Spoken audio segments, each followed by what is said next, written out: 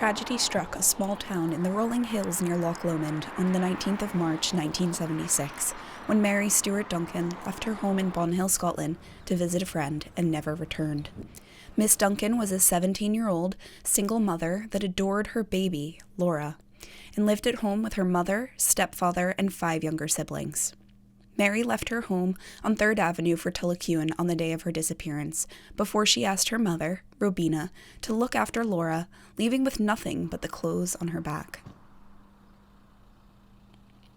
She was last seen wearing a navy skirt, green hoodie, a black and white dogtooth coat, and black platforms. Policing has evolved over the years, so back then it would be a case of procedures and policies, and the hierarchy and society was different. However, the basic key fundamentals of a case like that is you're looking to get as much information as possible from potential witnesses, people have seen them, and you're trying to tie a timeline in of that person who's missing. You want to know where they've been and at what time, so that you kind of join the dots, and it can then shape you and give you an idea as to where they may be or where they may have gone, or how they are. And time is of the essence, so it's key. The sooner you look for someone, the more information you get, the more likely you are to find them and find them safe and well. Mary was born on January 19th, 1959, to Robina and John Stewart. However, in 1968, Mary's parents divorced and her father moved to Australia. Mary attended the Vale of Leven Academy until age 15, leaving to have her daughter Laura. She was born February 17th, 1975, shortly after Mary's 16th birthday. Nearly 10 weeks later, on the 26th of May, the county reporter, at the request of Robina, covers the disappearance. In the article, Miss Duncan was described as distraught and near tears. It seems to use this ambivalent sexism approach. It seems to portray the mother as sort of the victim who has been made miserable and distraught by an unruly child. It portrays the child in quite she's a young woman and a mother, but it infantilizes her and portrays her as a child, saying that she treated her baby like a doll. Today, we would talk about structural issues. We would talk about the family dynamics. We could look at a background of deprivation. But this seems to put all the onus and action on her as a failure, as a mother, as a failure, as a daughter. And so there's very much a dichotomy here between the way the mother's portrayed. And the mother's plea, we can see, is to the daughter. It's not for help from the police. It's not for help from the general public. Although I think if you read the article, that's in there. But the headline puts the action on Mary for not coming back. Robina recalls her daughter's behavior. At first, when she had the baby, she was looking after it well, but 3 weeks before she disappeared, she began to neglect the child, and the rest of us were looking after Laura. It was a distinct change from when she first gave birth to the baby. It was a toy doll to her. I'm not at all surprised. So it's hard to imagine now because we're so aware of things like postpartum depression, how women's behavior can absolutely change after they have a child. We're also a lot more aware that symptoms such as being isolated and withdrawn and a very short and sudden withdrawal from her family and her infant definitely are red flags for psychologists. I like to think nowadays these red flags would have been seen and more social support. We've got visits from home nurses. We've got postpartum depression scales. None of this existed in her time. And I can imagine that it sounds like she had probably the hormones and things surrounding having a baby have actually triggered other things that were going on in her life to that date, and she was no longer able to cope, or the behavior that had been going on intensified in those few weeks. We just don't know. But had somebody asked the question, we might be in a different place. Sadly, later that year, baby Laura passed away the 25th of October from reported natural causes. It's a lot of speculation when it comes to things like this, because there's unfortunately, infant deaths due to cot death still going on in this day and age, and we still don't know why it happens. It still can't be prevented.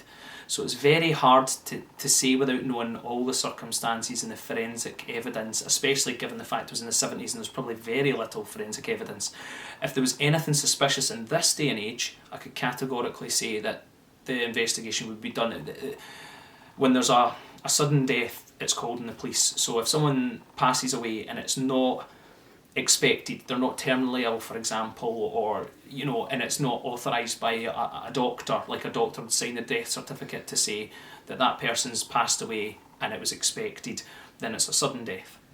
Sudden deaths are treated like a crime scene, which can seem quite insensitive to families at times, but that is more just in fairness to the rest of the family. Potentially, if something had happened, the family deserves to know what's happened.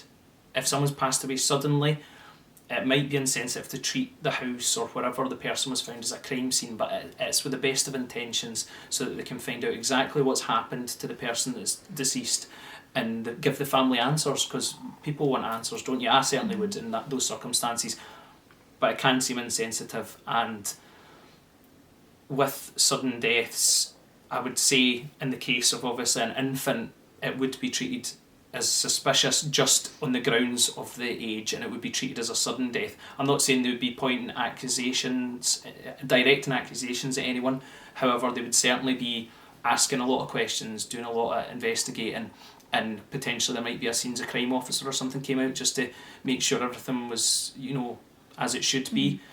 Post-mortems would be conducted, and in this day and age they can pick up a lot more post-mortems due to kind of the advancements in technology. You can find out if toxins are there that shouldn't be, and have they inhaled fibres that they shouldn't have, and things like that. In 1989, Robina Duncan passed away at age 50, sadly seeing no developments in the case. During the time period, so this was May 26th of 1976, the police actually said that they felt that there was no suspicious circumstances only 12 weeks down the line. Do you feel like Police Scotland would make the same ruling now? No. The longer someone's missing now, so there's missing person policies. So basically, the longer someone's missing, it's graded low risk, medium risk and high risk for Police Scotland for missing people.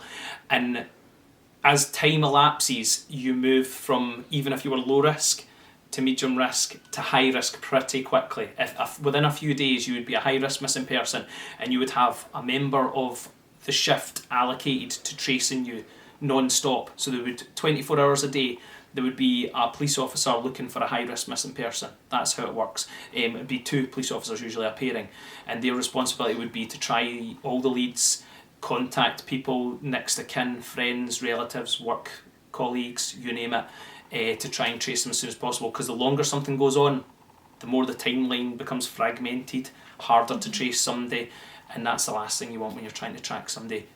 A, safe and well ideally, or B, at least to trace them for the benefit of the family.